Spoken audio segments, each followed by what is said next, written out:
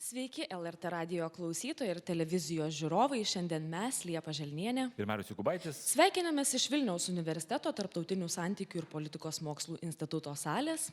Čia susirinkome pasinaudoti paskutinę progą išgirsti kandidatų į Vilniaus merus pasiūlymus sostiniai prieš jau sekmadienį vyksiančius rinkimus. Ir su mumis kandidatai iš karto Tėvynės sąjungos Lietuvos krikščionių demokratų atstovas, dabartinis Vilniaus vicemeras Valdas Benkunskas. Sveiki. Labas rytas. Ir 3 kadencijas Vilniaus merų jau dirbęs partijos Laisvė ir teisingumas atstovas Artūras Zuokas. Labas rytas. Labą rytą. Debatų taisyklės tokios. Pirmąjį pusvalandį klausimus užduosime mes, antrąjį skirsime laiko jūsų klausimams. Vienintelis prašymas formuluoti juos lakoniškai. Tuos, kurie esate salėje, be abejo, kviečiame šį kartą klausti be klausytojų skambučių, bet ir prisistatykit, prašytume, užduodami klausimą ir pažiūrėkime, kad būtų klausimų vienodai tiek vienam, tiek kitam kandidatui, kad būtų užtikrintas lygiateisiškumas. Taip pat prašysime kandidatų atsakinėti kuo konkrečiau ir kuo trumpiau. Kągi, laikas jau tiks ir pirmas klausimas, ko gero, apšilimui pagal abėcėlę, ponia Benkunskai. Ką naujo per tiek debatų sužinoti apie Artūrą Zuoką? Na, jūs skaičiavote, liktai skaičiavom kartu, liktai apie 10 buvo debatų, bent jau antrajame ture, ar ne? Bet ko gero to tikslaus skaičių niekas ir neprisimena. Ką naujo, ko dar nežinojote būtent prieš antrosius debatus? Na, matot, tiek pirmam rinkimų turė, tiek antrajam aš orientuojas ne oponentus, ne į konkurentus, bet labiausiai į save, į savo programą ir savo komandos pristatymą Vilniečiam. Tai man atrodo, kad man tikrai neblogai sekas. Pirmo rinkimo turo rezultatai tą rodo, o atsakant tiksliai jūsų klausimą, tai turbūt, kad nieko naujo. Nei iš dalykinės pusės, nei iš kitos pusės. Pone Zuokai, ką jūs naujo apie poną Benkunską sužinojot? Na, aš gal, nors Valdą Benkunską kaip tarybos narį žinau jau daug metų, bet kažkaip tai galbūt tam tikrų dalykinių arba kitos informacijos neturėjau. Tai čia padeda visagalis internetas, Facebookas ir visa kita, kur daugas randa naujų komentarų ir naujų detalių apie Valdą, apie jo, sakykime, dabartinį vicemeravimą. Tai, sakyčiau, tikrai sužinojau daug, bet nesužinojau vis tiek. Iki galo, kaip ir vilniečiai. Tai koksgi mazutas tame Vilniuje, nesužinojau, kodėlgi ir kaip įvyko dėrybos iki galo su Jeep Arena dėl to, sakykime, permokėto mano vertinimo ir ne tik mano vertinimo milijono. Nesužinojau ir daug kitų atsakymų, dėl to ir sakau, kad Valdas turi paslapčių. Dėl to klausėte mieste visokiuose stenduose, bet pone Zuokai, jeigu būsite meras, kuris apibūdinimas jums labiau tiktų ir patiktų? Meras ūkininkas ar meras politikas? Žinot, man gyvenime sudėtinga atsakyti į klausimą, kad yra taip arba ne, nes ir dabar visuomenėje dažniausiai būna klausimas, kas ką. Man svarbiausias gyvenimo klausimas yra kodėl, nes kodėl tai yra mąstymas, tai yra svarstymas, tai yra diskusija. Tai aš manau, kad ir šitą klausimą atsakant, meras be abejo turi būti ūkininkas, nes to labiausiai tikisi šio Vilniaus miesto gyventojai, bet jis turi būti tam tikrą prasme ir politikas, nes jis turi bendrauti su politiniam partijom, su kitų valstybės institucijų atstovais, tam, kad pasiektų rezultatų, kurio tikisi iš Vilniaus mero miestiečiai kaip ūkininko. Tai yra, manau, kad čia yra kombinacija šitų abiejų dalykų man yra tinkama apibūdinant mane kaip merą. Man Benkunskai, tas pats klausimas iš tiesų, na, jeigu tapsite meru, vis dėlto turėsite šiokį tokį užnugarį, ar ne, taryboje, tai vis dėlto šiuo atveju politikas ar ūkininkas? Man pagrindinis klausimas, dėliojant programą, pristatant komandą, yra kaip padaryti tuos darbus, kuriuos reikia šiandieną Vilniui padaryti. Nes akivaizdu, kad daug kas gali programuose pristrašyti skambių frazių, gražių projektų, bet kai gauna klausimą, kaip tai gyvendinti, per nustatytą laiką, su nustatytais pinigais, va tada prasideda problemos. Tai mano patirtis dirbant savivaldybei, taryboje, dirbant mero pavaduotojų, iš tikrųjų kalba už save. Aš turėjau konkrečias rytis krizinės, kurias įsprendėm su kolegomis, turėjom konkrečius projektus, kuriuos įgyvendinom. Dėl to drąsiai siūlau savo paslaugas Vilniečiam kitiem 4 metam ir pasiruošęs esu prisimti atsakomybę už visą miestą. Tai siūlot politiko ar ūkininko paslaugas vis? Tai ir tas yra reikalinga, nes iš esmės pagal naują savivaldos modelį meras tampa tokiu didesniu ūkininku ir turi daugiau funkcijų, kai reikia administruoti, pačiam priimti sprendimus, nuspręsti tam tikrus dalykus, bet be jokios abejonės meras kaip figūra irgi yra politikas ir politinė dedamoji iš šitų pareigų niekaip negali būti išbraukta. Pone Benkunskai, šią savaitę Olegas Šurajevas stojo agituoti už jūs. Kaip vertinate jo pasirinktą agitacijos būdą ir ar tokia agitacija ir tas pats Šurajevo pasirodymas Seime neatgrasys rinkėjų balsuoti už jūs? Na, čia yra matyti ir turinio, ir formos klausimas. Ką daro Olegas Šurajevas, yra jo reikalas, mes jį visi puikiai pažįstam, aš su juo, tiesą sakant, asmeniškai per visą pažintį nesu net ir bendravęs kažkiek ilgiau, tai man atrodo, kad tas pasirinktas formos būdas tikrai yra per aštrus ir man asmeniškai pagal mano būdą jis yra nepriimtinas. Bet kita vertus turinys, apie ką šnekama, kokie klausimai keliami ir kokios problemos ryškinamos, kalbant apie konkrečius politikus, man atrodo, irgi yra teisingi. Ir šitoj situacijoje šiek tiek tas formos klausimas uždominavo prieš turinį. Aš visgi norėčiau, kad šitoj istorijoje nebūtų pamestas turinys.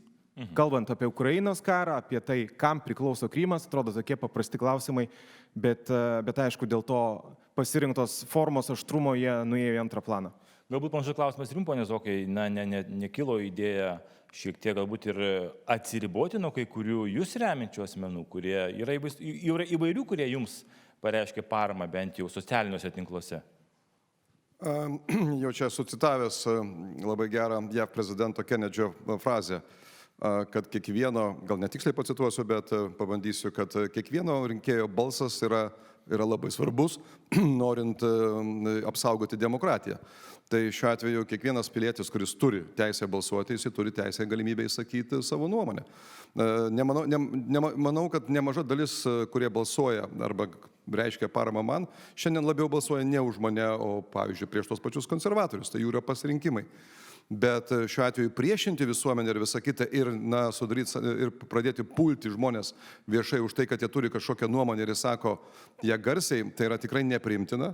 Ir Vilnius yra laisvas miestas ir Vilniuje neturi būti baimės sakyti tai, ką tu nori, ką tu galvoji ir nebūti už tai persekiojimų. Tai šitą vertybę aš norėčiau ginti, nes manau, kad tai yra esminė demokratijos vertybė. Pone Benkunskai, kiek iš jūsų rinkėjų balsuos ne už jūs, o prieš Zuoką? Na, sunku pasakyti, be jokios abejonės. Yra tas naratyvas, jisai sklando visuomenėje ir jau ne pirmus rinkimus yra strateginis balsavimas. Ir mano žinutė rinkėjams yra labai aiški. Aš siūlau leisti Vilniui judėti pirmin, nesižvalgyti į praeitį ir būtent ateitį, kuri yra realistiška, kuri yra reikalinga Vilniečiam, aš ir siūlau. Taip, pone Zokai, dar šiek tiek štrichas į praeitį. Savo kritikams, oponentams siūlote paskaityti Evangeliją pagal Zuoką. Mes nors ir nesame opozicija, bet perskaitėme įdėmiai jūsų Evangeliją, panagrinėjome tuos kaltimus, kurie jums buvo mesti arba įtarimai, kaip jūs juos neigiate. Aš galbūt šiek tiek steptisiu ties Kaliningrado atominė elektrinė, kuri taip ir nebuvo pastatyta. Vis dėlto, lygiai prieš 10 metų jūs buvote nuvažiavęs į statybvietę. Jūs sakote, kad tuo metu Lietuva turėjo, tam tikrą prasme, kartu statyti su rusais tą elektrinę, bent jau duoti Kruonio hidroakumuliacinės elektrinės visus pajėgumus šią elektriniai ir iš esmės, taip valdyti, kaip jūs įsireiškėte tada prieš 10 metų, valdyti tą pačią elektrinę Kaliningrado būtent kartu su rusais. Kaip jūs įsivaizduojate? Beje, ir parduoti arba uždirbti iš elektros tranzito per Lietuvą į Baltarusiją. Kaip jūs įsivaizduojate, jeigu politikai tuo metu būtų jūsų paklausę arba bent jau tokių pačių idėjų būtų turėję, kaip mes dabar atrodytumėme? Mes dirbame kartu su Kaliningrado atominė elektrinė, parduodame elektrą Baltarusijai, rusišką elektrą. Kokioje mes dabar būtumėme vietoje, jeigu jūs būtų atsižvelgta? Bandysiu atsakyti trumpai, nes tema sudėtinga ir jo labiau reikia turėti šiokį tokį išmanimą, apie ką kalbam. Tai šiandien tai ką, mes tada teoriškai, jeigu tai būtų įvykę, priminsiu, kad tai buvo 2013 metai, kada Andrius Kubilius susitikinėjo su ponu Putinu, viskas vyko, kaip sako, visai kitame lygmenyje ir aišku, šiandieninėme kontekste tas būtų neįmanoma. Bet mūsų tikslas visų, ir ypatingai mano, buvo tai, kad neatsirastų Astravo elektrinė šalia Lietuvos sienos ir šalia Vilniaus. Kas šiandien yra ir kas yra šiandien ypatinga grėsmė ir ką mes galim padaryti realiai nieko. Šiandien mes neturim jokios informacijos. Pavyzdžiui, ten yra sklando kalbos, kad net ten atlyginimai vėluoja. Tai matyti yra grėsmė. O grįžtant prie to klausimo, tai kas siūlyme mano buvo, kad Lenkija kartu dalyvautų, Lietuva dalyvautų ir kartu vestų dėrybas dėl galimybės kartu statyti minėtą atominę elektrinę. O kas šiandien būtų? Tai jeigu, sakykime, tas projektas būtų įvykęs, tai šiandien Lietuva galėtų išjungti tą atominę elektrinę, būdama Vilniuje, sustabdyti elektros tiekimą į Baltarusiją, nes jinai priklausytų nuo tos elektros, nes tai yra skausminga. Ir kita vertus, pagrindinė sąlyga dėl galimybės dalyvauti tame projekte buvo tai, kad Rusija ir Baltarusija atsisako Astravo atominės elektrinės. Tai toks yra modelis. Pagaliau net ir pradėjus dėrybas, irgi čia klausimas taktikos klausimai. Ar tu gali, sakykime, pavyzdžiui, tas dėrybas įvelti ilgesnį laikotarpį ir visą kitą stabdant Astravo atominės elektrinės temą. Tai šiuo atveju, baigiant, tai yra 13 metai ir tuo metu, jeigu tai būtų įvykę, šiandien mes turėtume labai daug kozirių savo rankose. Tame tarpe išjungti atominę elektrinę. Pone Benkunskai, įtikina, nes norėčiau. Aš tik priminsiu, kad Kubilius 13 metais jau nebebuvo premjeras. Ir Lietuva labai aiškiai turėjo savo energetinės nepriklausomybės kryptį. Pasistatyti dujų terminalą, pasistatyti atominę elektrinę, sinchronizuoti tinklus su Vakarų Europą. Tai mes galim prisiminti, kas dėjosi ir kokių racionalių ekonominių pagrindimo būdų tuomet buvo ieškoma ginčiant atominės elektrinės statybas, tą patį terminalą kritikuojant. Irgi atrodo iš pažiūros, argumentai tokie skamba logiški, bet jie buvo pagristi tam, kad projektus sužlugdyti ir kai kurie projektai iš tikrųjų yra neįgyvendinti. Tai mano požiūris yra labai aiškus, kad jeigu Lietuva kaip ES ir NATO valstybė žiūri į vakarų kryptį, tai negali būti jokių dėrybų, jokių bendrų projektų. Turi būti nukirsti visi tinklai, visos sąsajos ir žiūrima vakarų kryptim. Tai yra sudėtinga, nes mūsų geografinė padėtis lemia, kad mes turim tokius kaimynus, kokius turim, bet tai ir yra politikos skirtumai. Tims, ko gero, klausimas apie energetiką, vis dėlto vicemeras atsakingas už energetiką. Tai, kad Vilniaus kogeneracinė elektrinė šiukšlių deginimo gamykla neturi biokuro katilo iki šiol, bent jau dėl to ir vilniečiai ir turėjo pradėti deginti mazutą. Jūs prisimate tą dalį atsakomybės už tai, kad tas projektas, suprantu, kad tai buvo verslo santykiai ir taip toliau, bet vis dėlto jūs kuravote energetiką ir tebekuruojate. Atsakomybę dalį galite prisimti už tai? Taip, be jokios abejonės, dalį atsakomybės galiu prisimti, nežinau, ką aš galėjau padaryti daugiau.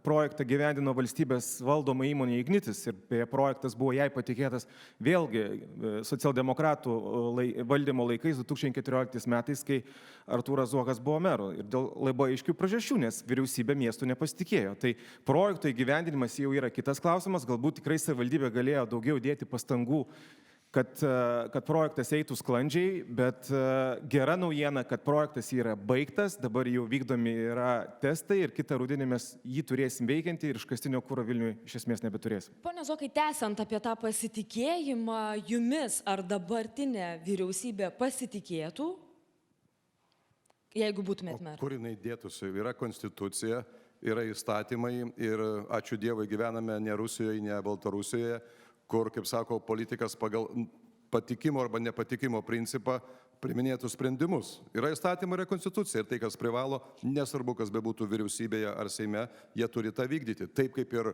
kreipimasis į konstitucinį teismą prieš vyriausybę lėmė tai, kad vyriausybė kompensavo miestui 56 milijonus eurų nesumokėtų gyventojų pajamų mokesčio Vilniui mano kadencijos metu. Tuo metu kaip tik gerbiama Šimonytė buvo finansų ministrė ir lygiai taip pat nuo tada pakeitus biudžeto formavimo metodiką, Vilniečiai ir ne tik Vilniečiai gauna didesnę gyventojų dalį. Taip, užsiminėte apie įstatymus, tai dabar koalicija konkurentų įdėliojasi gana nesunkiai, o jums, ko gero, bus šiek tiek sunkiau, būtų šiek tiek sunkiau formuoti valdančią daugumą. Alytaus meras sako, kad be daugumos meras galės tik, ir čia aiškiai sakau, kad cituoju, sekretorės kirkinti. Ar su juo sutinkate? Dabartinis įstatymas miesto merui suteikia ypatingas galės, būtent formuojant administraciją, tame tarpe ir politinio lygmenio pareigūnus, turime šiuo atveju vicemerus. Todėl meras ir yra daugumą formuojanti šis. Be abejonės reikės tartis su koalicijos partneriais galimais ir nebejoju, kad partijos, kurios norės gyvendinti savo politinę programą, jos turės turėti realius svertus, tai yra būti atstovaujama administraciniam lygmenyje, kuris dėja pagal dabartinį įstatymą labai aiškiai atribotas. Tarybos kompetencija ir miesto administracijos, kurios galva tampa miesto meras. Tai šiuo atveju, jeigu pavyzdžiui, aš laimiu rinkimus, Valdas Benkunskas nori tapti vicemeru, jis turės su manim tartis. ne su koalicija. Tai šiuo atveju lygiai tas pats, tai todėl nebejoju, kad aš pajėgus sudaryti darbingą koaliciją, gal be abejo platesnę, nes nematau tame jokios bėdos, nes kuo daugiau įtraukia tarybos narių į sprendimų prieimimą, tuo labiau irgi naudos demokratijai, nes daugiau Vilniečių, kurie balsavo už tas partijas, balsai atsispindi būtent sprendimų prieimime. Taip, ponia Benkunskai, panašus klausimas, situacija taryboje tokia, kad jums turbūt nesunku būtų suburti daugumą, pakaktų vien Laisvės partijos. Visgi dar rinkimų naktį skambinote socialdemokratams, kam jums jie reikalingi iš esmės koalicijoje, jeigu vis dėlto pakaktų balsų ir be jų. Čia galbūt buvo triukas, kairiuosius paskatinti balsuoti už jūs ar kažkas panašaus. Tai visos dėrybos tikrai bus po antro rinkimų turo ir iš tikrųjų Tėvynės sąjunga sulaukė istorinio pasitikėjimo, mes turim didžiausią visų laikų frakciją, 19 narių ir tai leidžia tikrai lyderiauti formuojant valdančią daugumą. Tai po rinkimų mes tą padarysim, bet man lygiai taip pat yra svarbus ir ideologinis dalykas. Ne su bet kuo, ne dėl aritmetikos, bet kas yra tavo partneriai. Tai šiuo atveju konservatorių partija ir tradiciškai yra liberalios partijos, Laisvės partija turi 9 mandatus. Socialdemokratai po pertraukos grįžta į tarybą, taip, tai yra kairės pusės spektro partija, bet vėlgi tradicinė, turinti aiškę savo ideologinę kryptį, savo programą ir aš manau tikrai mes susitartume dėl bendro darbo. Bet šiaip dar norėčiau pareplikuoti dėl mero ir tarybos santykio. Tas santykis privalo būti geras, nes yra labai svarbios sritis, kurias išimtinai turi patvirtinti taryba. Pavyzdžiui, biudžetas. Be miesto tarybos biudžetas negali būti patvirtintas. Ir miestas be biudžeto iš esmės negali veikti. Taip, kad ta patinė situacija tikrai jinai teoriškai gali atsitikti, kad ir Vilniaus atveju ir meras turėtų tikrai turėti stiprią valdančią daugumą. Pane Zuokai, siūlysite keisti savivaldybių įmonių vadovus? Jeigu taip, tai kokių? Gerai, šilumos tinklų vadovas, kuris, anot jūsų, degina rusišką mazutą ir panašiai. Turite tokių planų, jeigu tapsite meru? Aš nemanau, kad auditorijai reikia dabar čia mėtytis pareigybėmis ir ką keisti, nekeisti, bet tam tikrų reorganizacijų reformų be abejo mano programoje yra. Nes tai, kad šiandien Vilniaus mieste didžioji dalis projektų vėluoja, tai yra būtent tai, kad savivaldybės administracinė struktūra nesugeba jų aptarnauti, todėl grįžtume prie departamentų struktūros, juolab ir naujas įstatymas pakeitus mero kompetencijas taip pat reikalauja administracijos pokyčių. Vilniaus šilumos tinklus, kurie realiai ženkliai sumažėjo per pastarąjį laikotarpį, nes beveik išėjo iš šilumos ir elektros gamybos verslo, jį perdavus Igničiui. Tai yra visiškai protinga Vokietijos įmonių pavyzdžių, savivaldybinių įmonių pavyzdžių apjungti Vilniaus vandenis, šilumos tinklus, tai kad būtų viena didelė komunalinė įmonė, tada mes sumažinam daug labai išlaidų, pavyzdžiui, viena sąskaita gyventojų patogiau, be abejo darbų planavimas, kad nebūtų taip, kad kaip čia netoli jūsų Vokiečių gatvės buvo šilumos tinklai tiesia vamzdžius naujus, miestas tuo metu netvarko viršaus, kas būtų ekonomiška ir taip toliau. Tai šiuo atveju reorganizacija minėtų įmonių apjungianti didelę komunalinę įmonę taip ir aišku, šilumos tinklams būtų keliami labai aiškus nauji kriterijai, tai yra eiti į atsinaujinančios energetikos sektorių, nes Vilniuje yra virš 300 mokyklų, darželių ir kitų visuomeninių pastatų, kurių stogai plokšti. Pagal atliktą studiją, kurią atliko savivaldybė, apie 60% jų galima pritaikyti saulės jėgainėms ir gamintis elektrą, be abejonės prie kitų išteklių, kaip mažinti šilumos suvartojimą, tai būtų būtent šios naujos didesnės miesto įmonės misija ir pareiga. Pone Benkunskai, ką jūs darytumėte su savivaldybės įmonėmis, kaip jos keistųsi ir jų vadovai taip pat? Tie laikai jau baigėsi ir jie baigėsi senai, kai meras savo sprendimu paskiria arba atleidžia įmonių direktorius. Savivaldybės įmonės yra suformuotos valdybos, kuriuose daugiau negu pusę narių sudaro nepriklausomi valdybos nariai. Tai tie profesionalai iš išorės. Tai jie būtent skiria ir atleidžia vadovą. Tai aš tikrai pasitikėsiu valdybomis, miestas kaip akcininkas gali kiekvienais metais ir turi teisę, gal ir pareigą, suformuoti lūkesčių laišką, ko iš įmonės tikisi kiekvienais metais.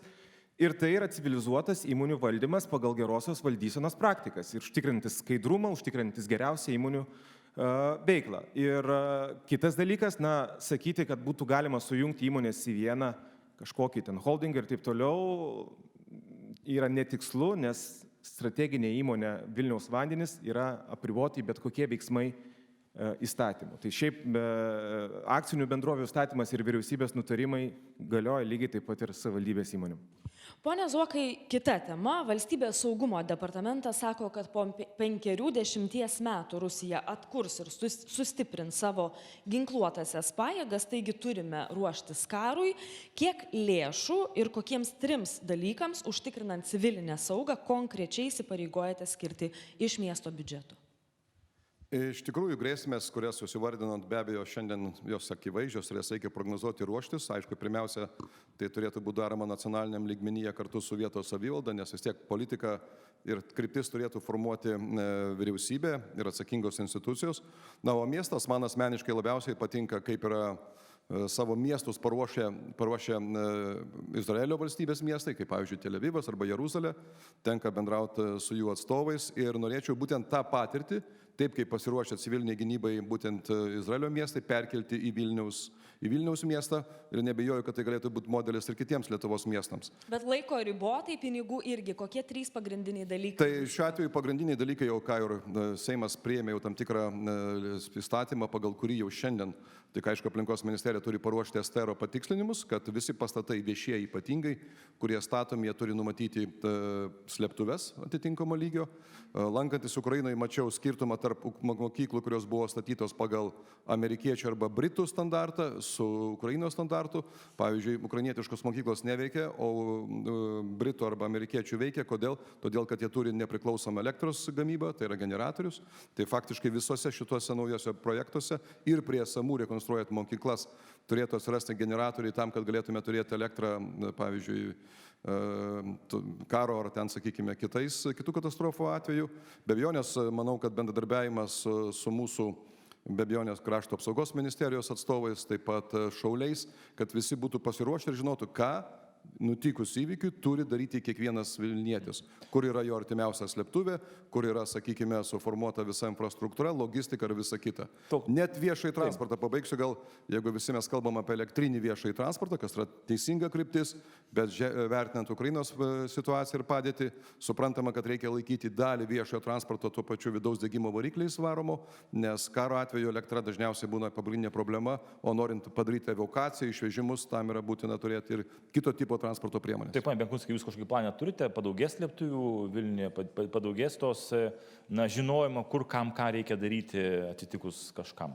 Tai su vidaus reikalų ministerija savivaldybė jau dirba 2 metai ir iš tikrųjų yra skirti 4 milijonai įsigyti reikiamas prekes prie mūsų kolektyvinės apsaugos statinių, kad būtų Vilniuje centralizuotai pateikiami reikalingi dalykai. Bet miestas iš savo pusės turi padaryti irgi 3 konkrečius darbus, jeigu jūs klausėte apie 3. Visų pirma, sirenų sistema. Vilnius turi įsigyti mažiausiai 90 sistemų, kurie nelaimės pavojaus atveju labai aiškiai identifikuotų garsinių signalų. Tai procedūros jau yra pradėtos, reikia suvaldyti procesą ir padaryti iki galo. Toliau būtinosios paslaugos reikalingos judėjimo negalę senjoram, kad nelaimės atveju tie žmonės, kurie negali savarankiškai pasirūpinti, tarkim, pasislėpti arba evakuotis, kad jais būtų pasirūpinta. Tai čia yra bendradarbiavimas su NVO sektorium, su Karitu, su Raudonuoju kryžiu, su kitais tiekėjais, kurie nelaimės atveju padėtų. Na ir trečias, turbūt svarbiausias dalykas, žiūrint iš minkštųjų priemonių, tai yra visuomenės informavimo. Deja, nuo vaikų darželiuose iki visų valstybinių įstaigų mes vis dar nežinom, kaip reikia elgtis nelaimės atveju. Ir tos pavienės pratybos, kurios paskutiniais metais buvo, geriau negu nieko, bet tai yra nepakankama. Dėl to irgi paruošiamasis darbas, minkštųjų priemonių, aiškios instrukcijos, kad kiekvienoj klasėje, kiekvienam name, kiekvienoj laiptinėje būtų iškabinti skelbimai ir žmonės žinotų, ką reikia daryti pavojaus atveju. Taip, laikas labai greitai bėga, aš jau kviečiu salėje esančių žmonės galvoti klausimus ir kelti rankas, bet kol kas dar, pone Zuokai, NATO viršūnių susitikimas šią vasarą bus toks renginys, kokio Vilnius dar nematė. Ką padarysite, kad, kaip sako prezidentas, valstybių vadovai rastų Vilnių tvarkingą, patogų, jaukų? Kas dabar jums rėžia akį ir galėtų būti sutvarkoma per tą labai trumpą terminą? Na, man teko ne kartą rengti miestą per gana trumpą laiką svarbiems įvykiams. Tas pats Džordžo Bušo vizitas į Vilnių 2003 ar 2004 metais, gali dabar sumaišyti. Taip pat, kada Lietuva pirmininkavo Europos tarybai, tai galiu pasakyti, per pusę metų mes pastatėme viaduką ir padarėme antrą kelią pro Ikėją dabartinę iki oro uosto, kad būtų patogus privažiavimas ir geresnis privažiavimas iki miesto centro, plus saugumo reikalavimai buvo iškelti, nes Aruostas turėjo tik vieną išvažiavimą, o kai atskrenda, pavyzdžiui, JAV prezidentas, jiems būtina saugos sumetimais 2 išvažiavimai. Toliau, pavyzdžiui, per 3 mėnesius padarėme Šventaragio gatvę. Prisiminimų vakaras, ponė Zuokai, jeigu gali. Matot, prisiminimai labai svarbu, nes gali palyginti kompetencijas, ką tu gali padaryti. Tai nebejoju, kad nors nematau šiandien parengto miesto, net ir planų nematau, kaip parengti miestą tokio lygio vizitui. O pagrindinis dalykas, ką aš norėčiau, kad apie ką kalbėtume tokio svarbaus įvykio metu, tai kad parodyti, kad Lietuva ir Vilnius yra saugios šalis. Šiandien Lietuva praranda labai daug investicijų, praranda labai daug turistų, nes yra susiformuojęs užsienyje įvaizdis, kad Vilnius yra ir Lietuva yra, kaip sakant, vos ne karo zonoje. Tai, kad atvažiuos apie 100 užsienio žurnalistų, svarbiausių valstybių vadovai, parodyti, kad Lietuva ir Vilnius yra saugios šalis, o paruošti per pusmetį tikrai miestą galima. Pone Benkunskai, tas klausimas, tai kokie pagrindiniai dabar darbai bus, ar ne, tam ruošiantis? Tai mes turėsim iš tikrųjų smūginę svečių bangą, 3-4 dienom, žurnalistai šiek tiek anksčiau atvyks. Ir pirmiausia, mieste turi būti tvarka. Susiekimas su oro uostu ir miesto centru, su Litexpo, kur bus renginiai, turi būti sutvarkytas. Ta prasme, kad kelio dangos turi būti higieniškai paruoštos ir duobės, kurios dabar pavasarį išlindo, jų turi nelikti. Tai yra jau suplanuoti tam tikri darbai infrastruktūros, perdažant apšvietimo tinklus, sutvarkant šaligatvius, yra planuojami žaliųjų želdinių apsodinimai, kad miestas atrodytų tvarkingas, paruoštas svečiam priimti. Tai perstatyti miesto arba naujininkų daugiabučių per pusmetį mes tikrai negalim, bet įvesti higieną, sutvarkyti, kad tikrai miestas atrodytų tvarkingai ir gražiai ir trauktų akį mūsų svečius tikrai galim. Supratom. Klausimas iš salės, prisistatykite, jeigu galite ir užduokit klausimą. Taip, labą rytą, Julius Janulevičius, antro kurso studentas TSPMI. Klausimą turiu jums, ponė Zuokai. Jau kartą paaukojate Vilniečių interesus verslo labui, kai buvo statomas Perkūnkiemis. Tas pats nutiko ir Ozo parko atveju. Tad kas garantuotų, kad jums tapus Vilniaus miesto meru, tas neatsitiktų dar kartą ir Vilniečių interesai nebūtų aukojami verslo labui? Ačiū. Na, aš manau, kad tikrai rekomenduočiau paskaityti Zuoko Evangeliją, tą gerąją žinią ir ten jūs rasite atsakymus. Galite pažiūrėti ir mano YouTube kanale paaiškinimą. Tai šiuo atveju Ozo pramogų parkas, tai šiandien tai yra pirmasis startupų ir taip vadinamų back office'ų projektas Vilniaus mieste, kuris prasidėjo dar 2002 metais. Ir šiandien yra tenais apie 10 000 darbo vietų, kuriuose dirba Vilniečiai, uždirba gerai, gauna geras, turi tarptautinės įmonės įsikūrusios ir mes Vilnių paruošėm būtent tokių įmonių pritraukimui į Lietuvą. Taip pat tą pačią Siemens areną pastatėme per 11 mėnesių, kai, sakykime, tas pats Lazdynų baseinas buvo statomas 7 metus ir samata nuo 25 milijonų iki 40 milijonų beveik padidėjo. Tai šiuo atveju jūs tik tai pasigilinkit ir tikrai tokio klausimą kitą kartą neužduosit. Antra, dėl Perkūnkiemio mes daug diskutuojam. Tai Perkūnkiemis buvo parengtas detalusis planas 2004-2005 metais. Pirmieji leidimai statyboms buvo išduoti 2008 metais. Pabrėšiu, kad jeigu žinot, kas yra detalusis planas, jis numato maksimalius parametrus, bet niekas nesako, kad maksimalų parametrą gali taikyti, tai priklauso nuo jau konkretaus projekto. Tai buvo padaryta klaidų 2008-2011 metais, ne aš buvau meras, tai buvo leidimai išduodami ir man būnant miesto vadovu, lygiai taip pat ir Remigijus Šimašius leidimus išdavinėjo ten statybai pagal projektų pateiktus prašymus. Ir pabaigsiu, žinot, pripažįstant, kad tai yra klaida, per 8 metus buvo galima kažką padaryti ir ištaisyti. Jeigu to nepadarė, tai aš padarysiu tikrai tas klaidas ištaisysiu kitoj kadencijai nuo pirmadienio. Ačiū. Taip, prašau, dar yra klausimų yra? Labą dieną, aš gal užduosiu ponui Zuokui, bet kartu ir ponui Benkunskui. Aš esu Aurimas Navys, klausimas yra toks. Įsivaizduokim, kad aš esu žmogus teistas už korupcinius nusikaltimus. Na, pavyzdžiui, dariau poveikį tarybos nariui. Mes kalbėjome apie vicemerų paskirimą. Ar jūs paskirtumėt mane savo vicemeru? Jeigu taip, tai kodėl? O jeigu ne, irgi kodėl? Ačiū labai. Šiuo atveju reikėtų sakyti, vertinti šiek tiek aplinkybės. Mano byla, puikiai žinot, kad buvo politinė byla, žinot, kas Rolandas Paksas matyti yra, ir tikrai nėra jūsų tarp favoritų, žinote tą tuometinio laikotarpio situaciją, kada Vilniuje realiai buvo savotiško lygio Maidanas, kada tam tikros kriminalinės grupės, kurios turėjo įtaką tame tarpe ir kai kurioms teisėsaugos institucijoms, apie kurias rašo BSD pažymoje 18 metų. Ir šiuo atveju, kad tai buvo bandoma padaryti Vilniaus mieste perversmą. Ir tas teismo sprendimas, aš niekada nepripažinau, kad jis teisingas. Dar kartą sakau, kad jisai yra politiškai motyvuotas. Tai rodo ir visi dokumentai, kurie yra pateikti VSD pažymoje. Todėl šiuo atveju negalima lyginti to, ką kalbam, su to, ką jūs sakot. Yra teistumas vienoks ar kitoks. Man nereikėjo savo tarybos nario papirkinėti. Matyti, yra logika tame. Nereikėjo. Jis mano komandos narys ir panašiai. Tai šiuo atveju ir jeigu ateitų situacija, kaip jūs sakote, toks žmogus su tokiais paaiškinimais, be abejonės aš tikrai vertinčiau ir žinočiau, kur yra silpnoji pusė, kur stiprioji pusė ir jo kompetencijos, jeigu jis turėtų, kurių reikia miestui, aš tada paėmę šią visumą faktų priimčiau galutinį sprendimą. Pasaulyje labai daug politinių bylų, kur išrenka ir prezidentus, nepaisant to, kad net jie būna gal kartais įkalinti dėl politinių sumetimų. Lygiai taip pat Ukrainoje tokių pavyzdžių labai daug. Premjerė buvusi įkalinta, šiandien yra Rados narė ir puikiai veikianti politikė ir daugelis kitų pavyzdžių. Tai nemaišykime politinių bylų ir aš gyniau Vilniaus miestą. Vilniaus miestą nuo gana prorusiškų ir kriminalinių jėgų perversmo ir tą patį šiandien padaryčiau, nes tai yra mano pilietinė pozicija. Pone Zuokai, ačiū. 2 klausimai buvo Zuokui, ponui Benkunskui, atleiskite, šitą klausimą neleisiu atsakyti dėl to, kad tarybos narys, kuris priklauso konservatorių frakcijai, priklausys nuo kitos kadencijos, uždavė jį, tai būtų nelabai sąžininga, dėl to dabar klausimų ponui Benkunskui, jeigu kas nors turit salėje, prašom. Leda Žilinskienė, aš turėčiau 2 klausimus. Tai vienas būtų, ar dėrybose dėl Jeep arenos dalyvavo Ryto savininkas Darius Gudelis?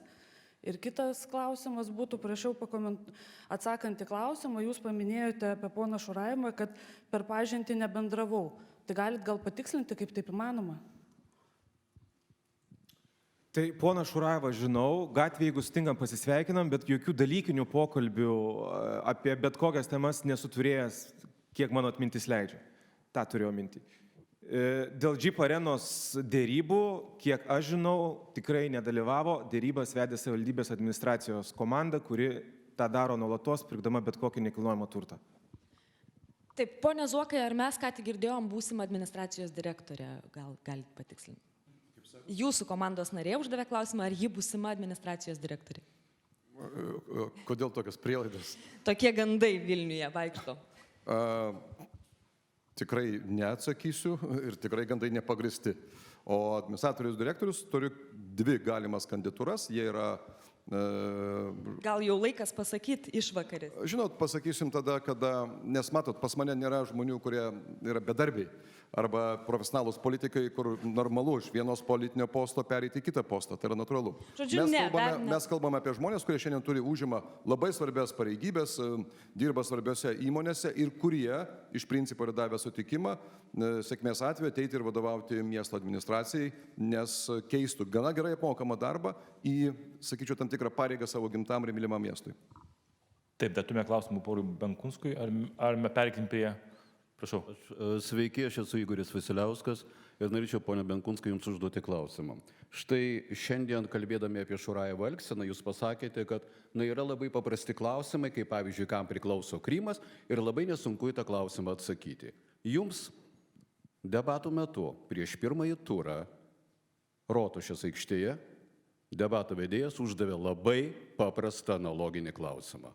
Jeigu būsite meras, būsite išrinktas, ar eisite į koaliciją su Tomaševskininkais? Jūs pakankamai ilgai mykėte, taip ir nesugebėjote atsakyti į šitą klausimą. Klausimas mano jums, ar netaikote savo 2 standartų?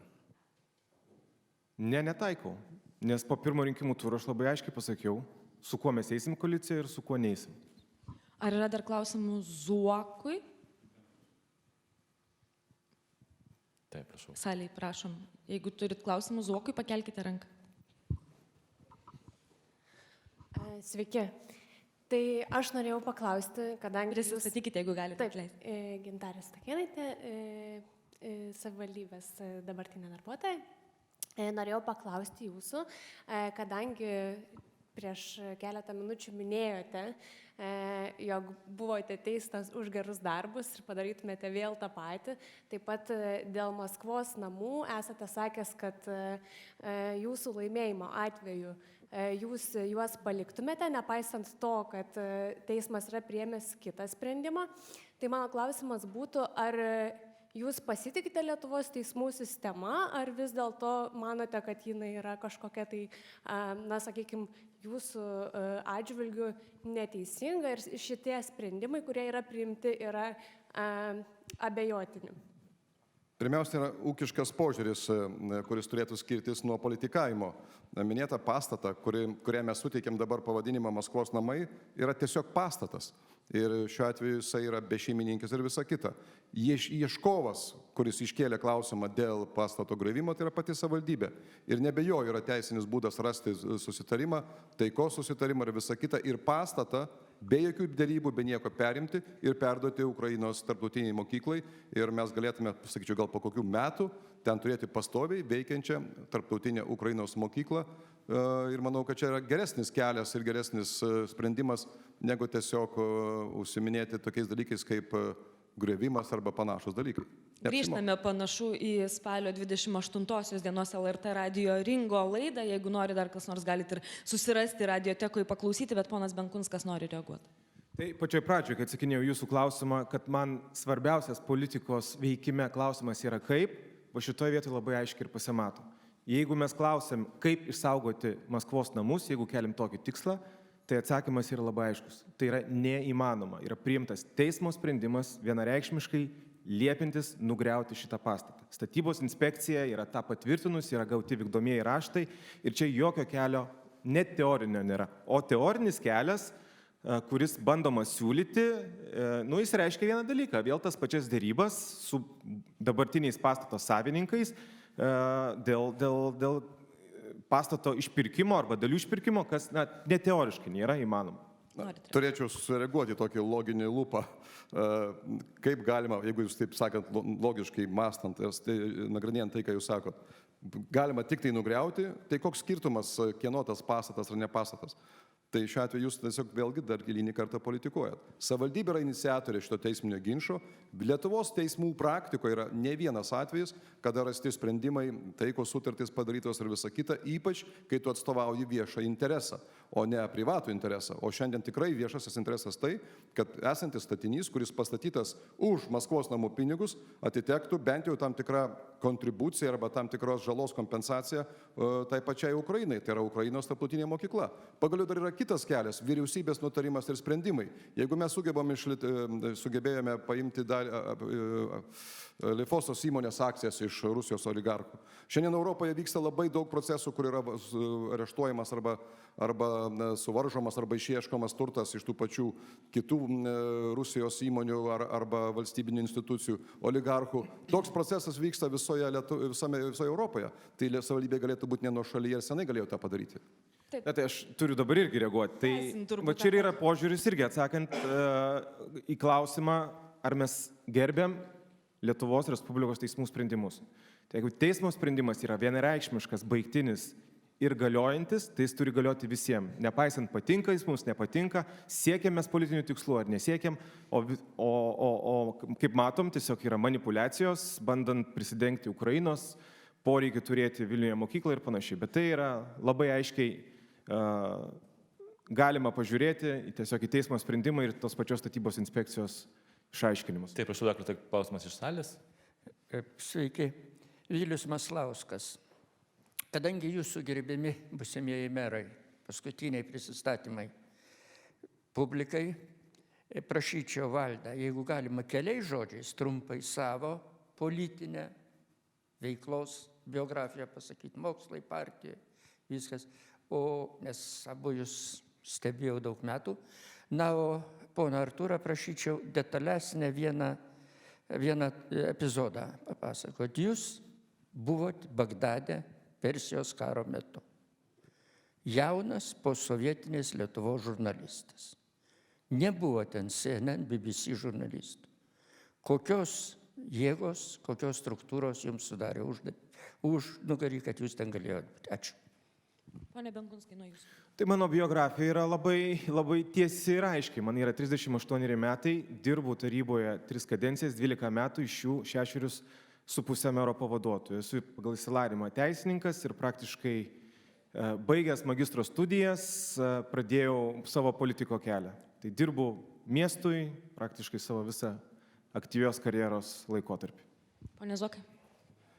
Tai gerai, ponas Užkalnis yra kažkada parašęs apie mane komplimentą, jį pacituosiu, kad atrodo, kad Zuokui nėra nieko neįmanomo. Tai šiuo atveju buvau ne tik Irake, aš jau prieš Iraką, aš dirbau Azerbaidžane, Baku, Kalnų Karabache, Abchazijos, Gruzijos konflikte, taip pat įvykiai Tbilisyje. Tai šiuo atveju tik įstojęs į universitetą aš pradėjau dirbti, nes norėjau būti ten, kur yra įdomu ir aktyvus, sakykime, įvykiai vyksta kaip žurnalistui. O šiuo atveju Bagdade buvo daug televizijų, aš buvau tuo metu tenais kaip ITN, tai yra Independent Television News, vienas iš didesnių, tai yra antras pagal dydį televizijos kanalas po BBC Anglijoje. Ir Bagdade buvo ir sena, buvo dauguma televizijų praktiškai, skyrus keletą savaičių, kada buvo prasidėjęs karas, dalis jų buvo įsiųsta. Ir tada liko tik tai 3 kameros, tame tarpe skaitant ir mano. O šiuo atveju iš CNN ir mokiausi, kaip reikia dirbti. Ten pirmą kartą pamačiau, ką reiškia laptopas ir internetinis ryšys. Tai šiuo atveju mano pagrindinė gyvenimo sėkmė, nebijau klausti ir dedu pastangas, kad tai įvyktų. Ir todėl esu ir čia. Taip, dar klausimų? Vienas klausimas abiem kandidatam, Augustas Didžgalvis, šito instituto studentas. Kaip bus su sportu? Papasakokit su profesionaliu sportu, su stadionu, abu tą temą puikiai žinot, papasakokit apie sportą, kaip bus. Aš tikrai nebijoju, kad sportas ir sporto sritis kaip dabar yra, taip ir toliau išliks miesto prioritetinė sritimi, nes dėja, bet daugelį metų jums buvo palikta paraštėse. Tai mes turime stiprius ir didelius infrastruktūros objektus, kurie jau yra pabaigti. Lazdynų baseinas, mes turim ateinantį nacionalinio stadiono daugiafunkcio komplekso ant Šeškinės kalno projektą, kur yra pabaiga numatyta 25 metam. Kiti dideli projektai, kurie Vilniui reikalingi. Lengvosios atletikos maniežas, ledo rūmai, taip pat gyvenamosiose mūsų seniūnijose mažesni baseinai ir ta visa smulkioji infrastruktūra prie mūsų mokyklų, prie darželių, seniūnijose, kuri leis kasdieną vaikams sportuoti po pamokų, leis bendruomenėm leisti laiką ir panašiai. Tai čia kietosios dalis ir lygiai taip pat Vilnius turi investuoti ir į sporto infrastruktūros arba sporto politikos turinį. Tai toliau tęsti profesionalių sporto rėmimo programą. Mes turime čempionus tiek futbole, tiek krepšinėje, labai rankinėje ir labai tikiuosi, kad čempionų titulai bus apgimti. Mes turim toliau investuoti į vaikų neformalų ugdymą, didinti prieinamumą, kad kuo daugiau vaikų rinktųsi ne kompiuterius po pamokų, bet sportuoti, nes tai yra ne tik sportas, tai yra sveika gyvensena, tai yra socialinių įgūdžių susiformavimas, žalingų įpročių vengimas ir panašiai. Tai sportas tikrai bus mano darbo prioritetas. Pone Zokai. Pratęsiant ir palaikant, ką sakė Valdas, turime minėti apie nacionalinį stadioną ir kitus projektus, kurie šiuo metu vyksta, tai paminėsiu dar keletą, kurių reikėtų Vilniaus miestui, kaip tik susitinkant su Vilniaus universiteto rektorium. Buvo prisimintas projektas, kuris dar man būnant miesto vadovo jau buvo universitetų parengtas, tai yra sporto centras Saulėtekio gale, tai yra su baseinu 50 metrų, taip pat su visa reikalinga infrastruktūra, kad būtų skirta universitetams, kurie yra aplinkui, tai yra VGTU ir Vilniaus, ir aišku Vilniaus miesto bendruomeniai. Tai manau, kad sujungus universitetų galimybės ir savivaldybės tokį projektą galėtume įgyvendinti. Be abejo, Nauja Vilnia irgi turi suprojektuotą dar mano kadencijos laikotarpiu sporto centrą, uždarą su aikštynais, futbolo baze, taip pat teniso, taip pat nedidelės apimties baseinų, kas pakeltų iš esmės naujos Vilnios situaciją. Tai čia kalbant apie tokius didesnius infrastruktūrinius projektus. O svarbu, kad būtų masiškumas, nes iš masiškumo turėsim ir profesionalų. Tai čia šiuo atveju papamokinio ugdymo krepšelis, kuris šiuo metu yra per mažas, turėtų atsirasti jo 3 sudėtinės dalis. Čia galima netgi imti pavyzdį, kaip Klaipėda daro, tas pats Kaunas. Jeigu vaikai siekia didesnio meistriškumo ir yra jau atrinkti, tai jie galėtų gauti didesnį papamokinį krepšelį, negu, sakykime, bendrai sportuojantis. Ir tokiu būdu leistume kuo daugiau mūsų vaikų lankyti įvairiausių sporto ir ne tik sporto užsiėmimus. Ačiū, dar yra klausimų. Labą dieną, Visockis Lukas, antro kurso studentas šitam institute, tai klausimas ponui Zuokui. Šituose debatuose daug buvo minima Šurajevo pavardė, tai būtent ar jūs pats matėt Olego Šurajevo video pavadinimu kodėl Artūras Zuokas yra nusikaltėlis ir jeigu būtent jums tokia etiketė nelimpa, kodėl jūs nieko nedaro dėl šmeižto? Nemačiau aš to video, kaip ir nemačiau ir prieš tai. Ir šiek tiek žinau minėtą asmenį, žinau jo tą, ką jis pats kalba apie tam tikras jo, kaip čia pasakyti, tam tikras galbūt būseną kaip asmens. Ir man tiesiog gaila, kad tam tik juo naudojasi ir politikai, ir viešųjų ryšių kompanijos. Ir tokiu būdu sukuria problemas tiek jam, tiek be abejo kitiems. Ir mano manimu tai yra nepriimtina. Nei jo Olego tam tikrai reiškimai yra nepriimtini, nes turi būti raudonos linijos. Bet vis dėlto aš čia matyčiau didesnę žalą ir kaltę tų asmenų, kurie tiesiog juo naudojasi. Bet jūs sakot, Toks mano nujaučiantis, požiūris. kad jūsų konkurentai samdo Olegą Šurajevą. Ar galite tai patvirtinti ar paneigti, kad kaltinate konservatorius pirkimu? Susiveskite į Google pavardės Remigijų Šimašių, mokėjimus iš savivaldybės, susiveskite Basanovą ir visus kitus ir gausite atsakymus. Atsakymai yra internete, taigi tiesiog paimkite ir pasižiūrėkite. Aš nesu žurnalistas, ypač tyriamosios, bet viskas yra internete ir atsakymai ir visa kita. Dar vienas klausimas ir salės. Vėlgi Igoris Vasiliauskas, dabar jau klausimas abiem. O ir vienas ir antras labai puikiai vizionuojate. Apie taip, kaip transporto priemonės mes plėsime, kaip darysime bendrasias stoteles po stogu. Klausimas mano jums kaip naujamiesčio gyventojai. Aš čia netoli gyvenu. Ar galite, tas, kas busite meras, garantuoti, užtikrinti, kad šiais metais sutvarkysite Vilniaus gatvę šitą atkarpą ir Basanavičiaus gatvę? Plyteles. Nes ir vienam ir antram noriu padėkoti už kiekvieną kadenciją, kai aš važiuoju Basanavičiaus gatvę, aš optimizuoju savo kaštus. Aš žinau, ar mano automobilį jau reikia priduoti servisą, ar dar galiu važinėti. Tai klausimas taip, ar per šios metus turėsime galimybės važiuoti Basanavičiaus gatvę tvarkingai? Aš nenoriu taip įsipareigoti, kad būtinai šiemet, bet bendrai prioritetas gatvių tvarkymui, pėsčiųjų takų tvarkymui ir dviračių takam bus daug didesnis, negu jis yra skiriamas dabar. Tai nuo kampanijos starto tą labai aiškiai deklaravau, kad tie humanizavimo projektai, kurie pinigų prasme kainuoja nuo 30 iki 50% brangiau ir laiko prasme užima daug daugiau, bus padėta į šalį ir miestas prioritetas skirs ten, kur yra prastos būklės gatvės, pėsčiųjų takai ir dviračių takai. Basanavičiaus gatvę tikrai būtų galima įsipareigoti pakeisti, suremontuoti dangą, ten reikia tiesiog išlyginti dangą ir pakeisti šaligatvius, tikrai tas būtų įmanoma ir ypač netgi ruošiant miestą NATO summitui tą reikėtų sutvarkyti, nes vis dėlto pačio miesto pagrindinės prieigos. Dėl Vokiečių gatvės, na čia yra kaip tik išeisite, pamatysite kabo darbų grafikas. Vokiečių gatvė remontuojama beveik bus 10 metų, tai yra 8 metai plus dar 2 metams numatyti darbai. Tai čia, kaip sako, apie projektų valdymą.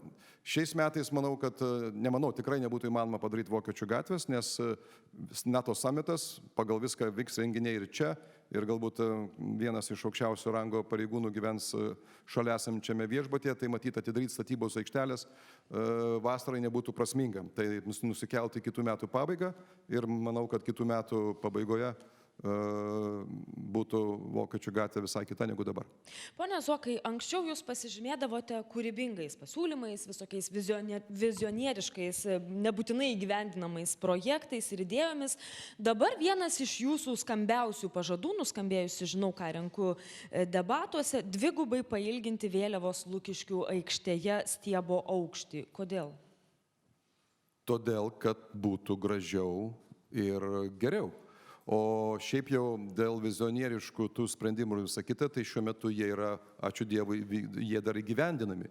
Tautos namų projektas ant kalno pradėtas 2007 metais, šiuo metu jis turi tęstinumą ir įgauna po truputį jau formą, kas yra labai gerai. Bendrai politikoje pradėtų darbų tęstinumas turėtų būti kaip ir tokia esminė kertinė tradicija Lietuvos politikos, pavyzdžiui, tą turi estai ir daro. Taip pat tas pats nacionalinis stadionas, man teko jį paruošti statybams 6 metais, 15 metais, tai šiuo atveju tai yra tos vizionieriškos idėjos, kurios veda ir yra gyvendinamos. Taip. O 50 metrų kodėl? Tada, kada mes darėme vizualizaciją, tuo metu mes svarstėme 2 tipų stiebus, 25 arba 50, bet kažkaip pasirodė, kad galbūt bus per didelis. Tačiau šiandien matant ir žinant, kokio lygio ir kokie yra gražus 50 metrų stiebai, tikrai būtinai iki sameto turėtume padaryti, kad Vyčio vėliava būtų matoma praktiškai iš bet kurios Vilniaus miesto. Taip, Benkunskai, jūs irgi norėjote ne vieno ilgio vėliavos stiebo, bet daug stiebų norėjote prie mokyklų, ar ne, įrengti. Tai prieš 8 metus beros tokį siūlymą išdėsite, tai kodėl neįgyvendinote, jeigu taip irgi. Galite patikslinti, Daug stiebų su 2015 metais jūsų komentaras buvo paskelbtas apie pilietiškumo didinimą ir ten buvo jūsų pažadas prie kiekvienos mokyklos įrengti po vėliavos stiebą, kad vaikai pakeltų kiekvieną rytą, gal net giedodami himną Lietuvos vėliavą. Kodėl tai pažado neįvykdėte, jeigu pats rašėte? Viena iš priemonių, bet turbūt jeigu kalbam apie vaikų ir jaunuolių pilietiškumo ugdymą, tai nėra tikrai pagrindinė. Mes turim kalbėti apie ugdymo turinį, apie pilietiškumo pamokas mokyklose. Šita kryptis beje yra pradėta įgyvendinti ir čia labai daug dirba mokyklose savanoriai, ypač Ukrainos karo kontekste, veda pamokas apie tai, kas yra blogis, kas yra gėris, o vėliavos mokyklos teritorijose jos kabo ir kabo ne tik valstybinės, bet ir istorinės.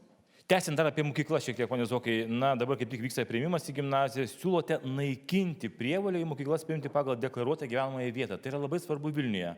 Pagal kokius kriterijus tada būtų priimami vaikai? Įsivaizduoti, jeigu yra reitingai mokykloje ir gimnazijų, tai be abejo tėvai norėtų patekti į tas aukštesnės pozicijas, ar ne, esančias, bet nedeklaruoti, ne kaip dabar, pavyzdžiui, specialiai bando deklaruoti šalia mokyklos. Tai kaip jūs įsivaizduojate visą tvarką Vilniuje priimimo į mokyklas? Grįžtant dar prie pirmo klausimo Valdui, tai gera mintis ir idėja, aš tikrai mielai tą mintį ir idėją siekčiau įgyvendinti, nes tas ritualas, kada mokiniai pakelia Lietuvos trispalvę kiekvieną rytą, manau, kad yra labai stiprus emociškai ir aišku, patriotinė prasme jisai labai ilgai išlieka atmintyje. Tai sakyčiau, čia gražiai gera idėja, tikrai būtų galima įgyvendinti. Mes pasiūlėme sutrumpinti nuo 2 metų iki 1 metų, nes iš tikrųjų matome taip tą vadinamą labai dirbtinį, varginantį visus tėvus procesą, kada bandoma persiregistruoti iš vienos vietos į kitą, ieškant kaimynų, mamų, močiučių ir visa kita, kas tikrai apsunkina ir geriau tegu mūsų jaunos šeimos dirba tiesioginį darbą, rūpinasi vaikais arba dirba savo įmonėse. O pagrindinis tikslas tai be abejonės tai mažų iki 600 mokinių mokyklų didesnio tinklo formavimas Vilniaus mieste.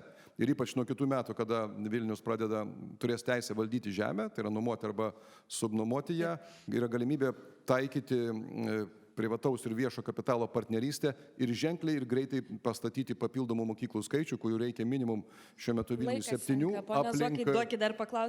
aplink gyvenamosios vietas, tam Tarandė arba ten Perkūnkiemis ir panašiai. Pone Benkunskai, taip pat apie ugdymą. 2017 metais nepanorė tautinių bendrijų mokykloms sudaryti išskirtinių sąlygų, konservatoriai buvo išmesti iš koalicijos. Dabar Ukrainoje miestų merai pirmieji ėmėsi iniciatyvos uždarinėti mokyklas rusų ugdomąją kalbą. Ar jums tai pavyzdys, ar tuo pavyzdžiu reikėtų sekti Vilniui? Dabar Vilniuje yra 18 mokyklų rusų kalba, jeigu teisingai suskaičiavau. Na, aš tik patikslinsiu, 2017-2016 metais buvo padaryti esminiai tinklo pertvarkos darbai, sujungiant apytuštės mokyklas, nes Vilnius 15 metais pradėjo dirbti kadencijoje, naujoje koalicijoje, mes radom iš esmės vienintelį Lietuvoje mokyklas dirbančiais 2 pamainom. Vaikai eidavo į pamokas 3 valandą. Dėl to reikėjo greitų sprendimų, kurie leistų mums optimizuoti tinklą. Ir taip reikėjo kai kurias tautinių mažumų mokyklas sujungti, kad mes turėtume optimaliai veikiantį tinklą. Ir dėja dėl vienos mokyklos iš tikrųjų turėjom konfliktą, dėl to viskas baigėsi koalicijos griūtimi. Bet aš esu susitikinęs, kad tai buvo teisingas kelias, nes tiesiog objektyviai nieko nebuvo galima padaryti. Mes Vilniuje gyvenam ir esam tikrai daugiakultūris miestas. Turime savo mokyklas, skirtingomis ugdomosiomis kalbomis ir aš nematau jokio poreikio dirbtinai jas sujunginėti, uždarinėti ir ir kitaip su jomis elgtis. Pagrindinis dalykas, kad ugdymo turinys turi būti patriotiškas Lietuvos Respublikos atžvilgiu. Ačiū Jums, dėkojame abiems kandidatams į Vilniaus miesto merus, tai Valdui Benkunskui ir Artūrui Zuokui. Kviečiame visus dalyvauti rinkimuose ir jau šį sekmadienį pasirinkti savo miesto merą. Tai buvo paskutinieji jų debatai, bent jau kiek mums žinoma. Labai dėkojame Jums, kad mūsų klausėtės, kad mus žiūrėjote, transliavome tiesiai iš Vilniaus universiteto, tarptautinių santykių ir politikos mokslų universiteto instituto salės. Dėkojam, kad čia buvote ir kas atėjote ir radote laiko pabūti su mumis. Taip pat kviečiame Jūs rezultatų sekmadienį laukti su LRT radiju ir televizija. Taip, o debatus vedė Marius Jugubaitis. Ir Liepa Želnienė. Ir dėkoju visiems, kurie uždavinėjo klausimus šiandien ir ačiū tiems, kurie atėjo pasiklausyti ir tikrai aktyviai šiandien dalyvavo ir iki kitų kartų, turbūt iki kitų debatų, taip galima pasakyti. Gražios dienos visiems. Iki. Iki.